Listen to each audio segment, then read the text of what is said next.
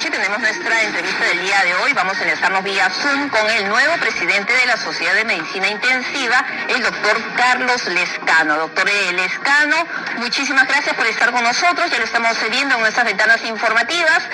Les damos la bienvenida a Estación Central.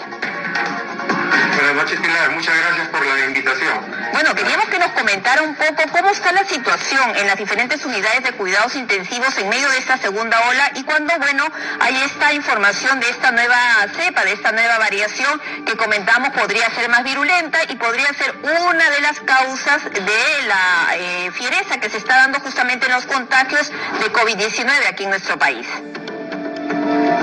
Primero, en la gran mayoría de las regiones del país seguimos con la saturación de las unidades de cuidados intensivos y seguimos con una lista de pacientes que están en espera de ingresar a cuidados intensivos.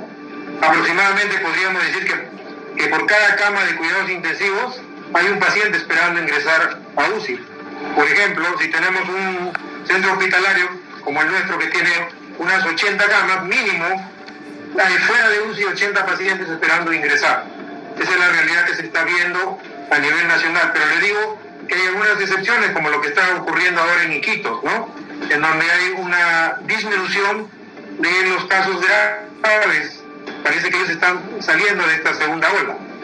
Y es por eso que se está recibiendo justamente a pacientes de otras zonas e incluso se está pensando en llevar parte de los equipos a hospitales que sí requieran las unidades de cuidados intensivos. Es una de las estrategias siempre y cuando se garantice que haya personal altamente capacitado en el manejo de esta tecnología y en el conocimiento de esta enfermedad que requiere pues una preparación especial y que la tenemos los médicos intensivistas, enfermeras intensivistas, ¿no? Entonces no solamente es el aparataje, sino también el personal altamente calificado, ¿no? Y usted ha calificado, doctor Lezcano, como una catástrofe nacional la pandemia aquí en nuestro país debido a la cantidad de fallecidos y contagios. La semana pasada estábamos hablando de casi todos los días de más de 400 peruanos fallecidos debido al COVID-19. Así es. Y esas son las cifras oficiales del MINSA, ¿no? Si nosotros revisamos las cifras del SINADEF, estamos hablando de alrededor de 1.000 fallecidos por día, ¿no? Se hablaba más o menos de que teníamos cada 3 o 4 minutos un fallecido por COVID-19. Definitivamente creo que da pie para que uno pueda catalogar como catástrofe esta situación. ¿Cómo ha encontrado usted la situación? Porque como comentamos al inicio de la entrevista, usted está asumiendo recientemente este cargo, bueno, en medio de toda esta pandemia y en medio de este pico, de esta segunda ola, con esta cantidad de fallecidos y contagios y tantas necesidades, debido pues al nivel tan precario que tenemos en nuestro sistema de salud en el país. Colapsados, definitivamente colapsados. Había mencionado ya este concepto de cama UCI que se usa con mucha frecuencia, lo he catalogado como un concepto inerte porque se están incrementando la cantidad de estas, entre comillas, camas UCI, y sin embargo el personal calificado no está o no existe en la suficiente cantidad. Los médicos intensivistas, enfermeras intensivistas ya estamos copados trabajando a doble turno en 2 o 3 lugares para tratar de cubrir la necesidad de atención de estos pacientes. Y aún así existe una brecha, ¿no? Existe una brecha. Y la estrategia que se anunció hace algunas semanas en el sentido de que un médico intensivista estaba a cargo de otros médicos, de repente de otras especialidades, bueno, usted es el experto, de repente nos los puede explicar mejor, ¿eso iba a aliviar en algo la falta de intensivistas según lo que habían dicho las autoridades? ¿Eso no está funcionando? Esta estrategia la conocemos nosotros los médicos de áreas críticas, se llama el sistema piramidal de atención, en donde el médico que tiene la más alta experiencia y capacitación, que es el médico intensivista, es el que encabeza un grupo de médicos de otras especialidades, pero que deban tener cierto grado de afinidad con el paciente crítico. Dígase, sobre todo los anestesiólogos, ¿no? Los anestesiólogos que tienen una afinidad con nosotros, que podrían, juntamente también con los médicos internistas, sumarse para poder ampliar un poco la base de atención de pacientes, pero siempre bajo la responsabilidad del médico intensivista.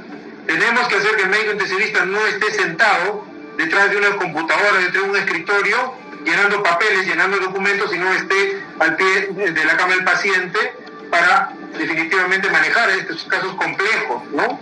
Se ha lamentablemente hecho creer que el médico intensivista es reemplazable, y no es así.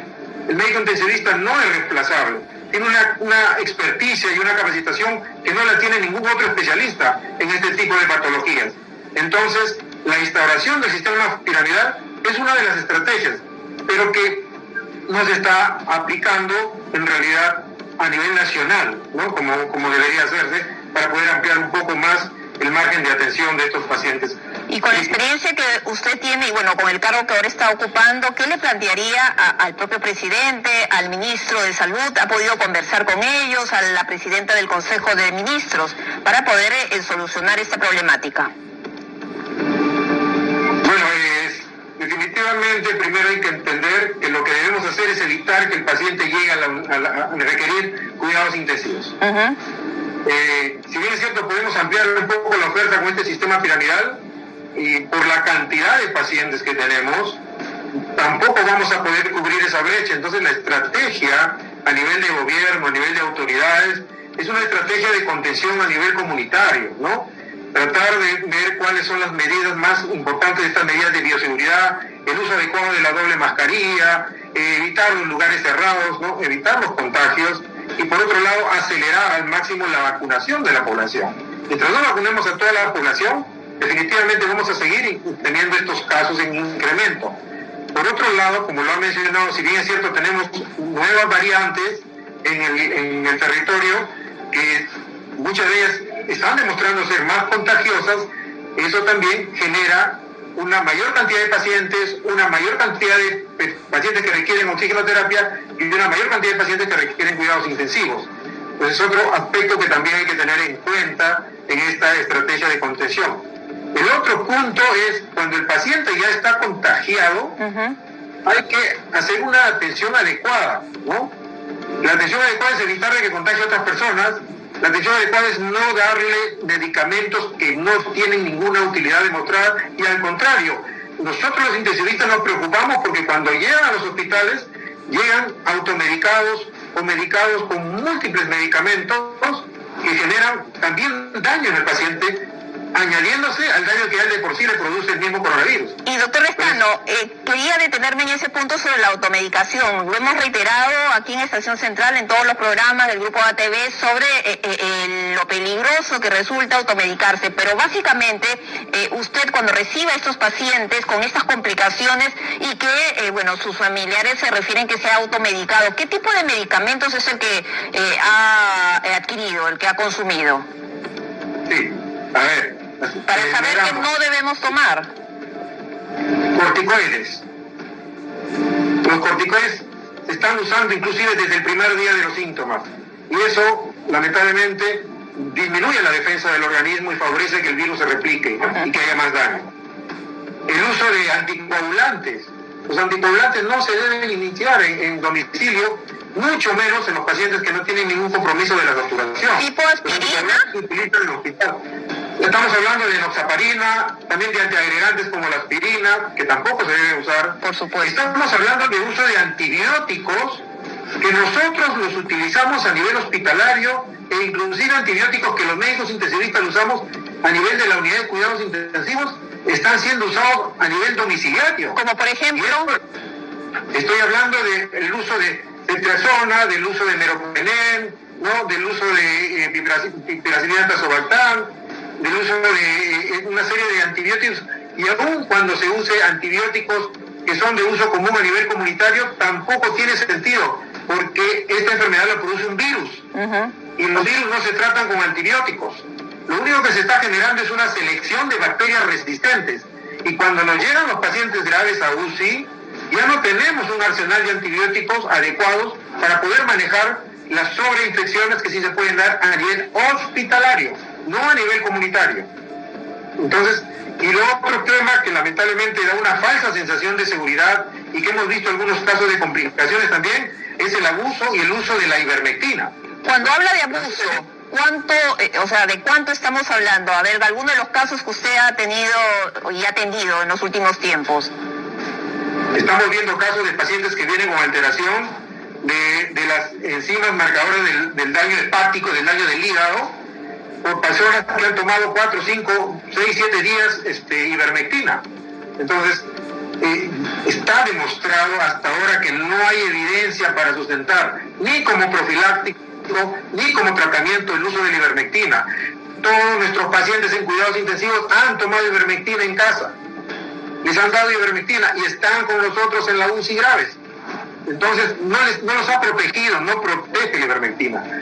Eso es muy importante. Hay que recordar que el elemento fundamental que puede ayudar a un paciente es el oxígeno, utilizado en el momento adecuado, tampoco mal usado, utilizado en el momento adecuado es el único elemento que puede ayudar a reducir el impacto que pueda tener el coronavirus sobre el paciente.